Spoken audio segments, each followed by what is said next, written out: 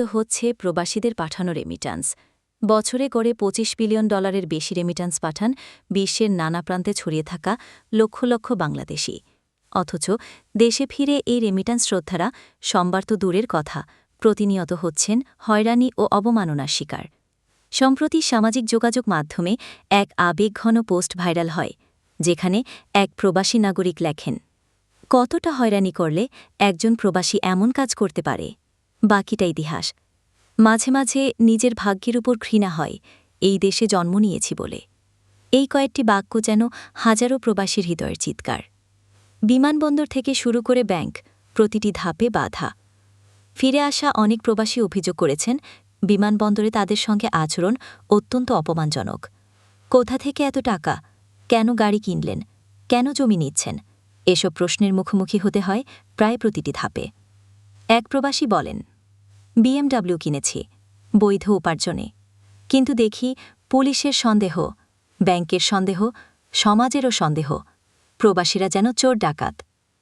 অর্থনৈতিক অবদান, কিন্তু সামাজিক সম্মান নেই।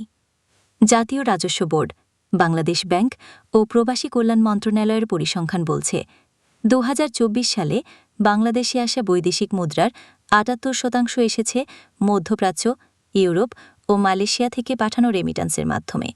কিন্তু দেশের ভেতরে প্রবাসীদের জন্য নেই আলাদা ফাস্ট ট্র্যাক সার্ভিস, নেই কোনো সরকারি সহযোগিতা বা আইনগত সুরক্ষা।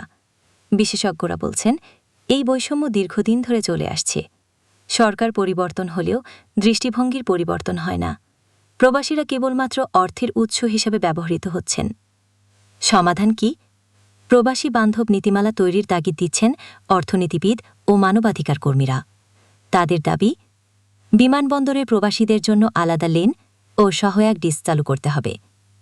প্রবাসীদের বিনিয়োগের ক্ষেত্রে কর ছাড় ও আইনি সহায়তা দিতে হবে। সম্মানজনক সামাজিক গ্রহণযোগ্যতা নিশ্চিত করতে সচেতনতামূলক প্রচার চালাতে হবে। উপসংহার: দেশ যখন অর্থনৈতিক চাপে থাকে, তখন একমাত্র ভরসা হয় এই প্রবাসীদের পাঠানো রেমিট্যান্স। কিন্তু দুঃখজনকভাবে এই মানুষগুলোকে সবচেয়ে বেশি অবমাননার শিকার হতে হয়। রাষ্ট্রের উচিত এখনই এই যোদ্ধাদের প্রতি কৃতজ্ঞতা জানানো ও সম্মান নিশ্চিত করা।